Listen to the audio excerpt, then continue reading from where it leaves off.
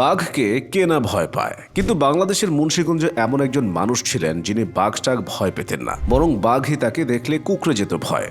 রূপকথার কাহিনীর মতো ব্যাপার স্যাপার মনে হলেও খালি হাতে বাঘকে পরাস্ত করা তার জন্য ছিল মামুলি বিষয়। বাঘের সাথে লড়াই করার সময় তিনি হাত ঢুকিয়ে দিতেন বাঘের মুখে। মাঝে মধ্যে বাঘ হাত কামড়ে ধরলে রক্তের ধারা গড়িয়ে পড়ত, কিন্তু তিনি থাকতেন নিরুত্তাপ। বহুবার খাঁচার ভেতর ঢুকে বাঘের সাথে লড়াই করার সময় আক্রান্ত হন তিনি, কিন্তু প্রতিবারই শেষ পর্যন্ত মাথা ঠান্ডা রেখে নিরাপদে বেরিয়ে আসেন। জিততেন তিনি। এভাবেই হয়ে ওঠেন কিংবদন্তি। তার নাম হয়ে যায় ব্যাঘ্রবীর। বাঘকে পরাজিত করা মানুষটির নাম শ্যামাকান্ত বন্দ্যোপাধ্যায়। একের পর এক লড়ে বাঘদের নাস্তানুবাদ করায় লোকে তাকে ডাকতে শুরু করে ব্যাঘ্রবীর শ্যামাকান্ত। ব্রিটিশ আমলে 1858 সালে বিক্রমপুরের আরিয়ল গ্রামে জন্ম তার। ছোটবেলা থেকেই ঝোঁক ছিল শরীর চর্চায়। ঢাকা কলেজিয়েট স্কুলে পড়ার সময় লক্ষ্মীবাজারের অধর ঘোষের আখড়ায় শুরু করেন কুস্তি চর্চা। নির্দ্বিধায় হারাতেন পালোয়ানদের। একসময় সিদ্ধান্ত নিলেন সৈনিক হবেন, কিন্তু ব্রিটিশ ভারতের সেনাবাহিনীতে বাঙালির প্রবেশ তখন নিষিদ্ধ। পাননি দেশীয় রাজ্যের সেনাবাহিনীর চাকরিও। অল্প বয়সে বিয়ে করে ঘুরতে যান আগরতলায়। সেখানে ত্রিপুরার শাসক মহারাজ বীরচন্দ্র মাণিক্য বাহাদুর তার শারীরিক গঠন এবং শরীরচর্চা দেখে মুগ্ধ হয়ে যান।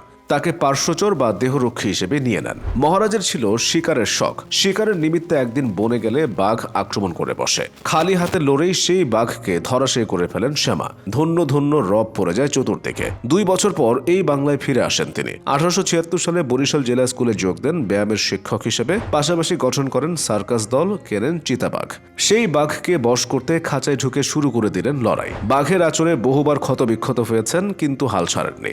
2 মাস পর বশ মানে সেই চিতা। ধীরে ধীরে অন্য জাতের বাঘ, সিংহ সহ বিভিন্ন হিংস্র সব পশুকে বশ করতে শুরু করেন। নাম ছড়িয়ে পড়ে গোটা বাংলায়। 1 কান 2 কান করে গাজীপুরে ভাওয়ালের রাজার কানেও পৌঁছে যায় শ্যামার কথা। তিনি তাকে একটি রয়্যাল বেঙ্গল টাইগার দান করেন। শ্যামা বাঘটির নাম দেন গোপাল। ট্রেনে করে বাঘটিকে ঢাকায় নিয়ে এলেন বন্ধু পরেশনাথ ঘোষের আখড়ায়। শিকল দিয়ে বেঁধে রাখা সেই বাঘ বহুবার তাকে ক্ষতবিক্ষত করেছে, কিন্তু হার মানেননি শ্যামা। এরপর পাটনার নবাব শুনতে পারেন শ্যামার কথা। ভাবলেন লোকে বুঝি বাড়িয়ে বলেছে। তাকে বাঘিনীর সঙ্গে লড়াইয়ের চ্যালেঞ্জ দেন নবাব। জিততে পারলে পুরস্কার 2000 টাকা। সে সময় এই অঙ্ক বিশাল। এখনকার অর্থমূল্যে কয়েক কোটির কম না। হাজার হাজার লোক সেই লড়াই দেখতে আসে। অবাক বিস্ময়ে সবাই দেখে হিংস্র বাঘিনীর পরাজয়। খুশি হয়ে 2000 টাকা ছাড়াও 2টি আরবীয় ঘোড়া এবং বাঘিনীও উপহার দেওয়া হয় শ্যামাকান্তকে। 1894 সালে ফ্রেড কুকের ইংলিশ সার্কাসে পশুর খেলা দেখাতে শুরু করেন তিনি। বেতন ঠিক হয় মাসে 1500 টাকা। বড় অফিসাররাও এত অর্থ পেতেন না, কিন্তু 1 বছর পর সেই চাকরি ছেড়ে নিজের সার্কাস দল নিয়ে ঘুরতে শুরু করেন শ্যামা। একের পর এক শো করেন সারা বাংলার আনাচে কানাচে। 1897 সালে রংপুরে প্রবল ভূমিকম্পে তার সেই সার্কাসের বহু পশু যায়। বেঁচে যায় শুধু 2টি বাঘ। প্রাণী দুটিকে নিয়ে কলকাতায় চলে যান শ্যামা। তার সার্কাসের তাঁবুর বাইরে লেখা থাকতো grand show of wild animals. সার্কাসে বাঘের মুখে নিজের মাথা ও শরীরের অঙ্গ প্রত্যঙ্গ ঢুকিয়ে দিতেন তিনি।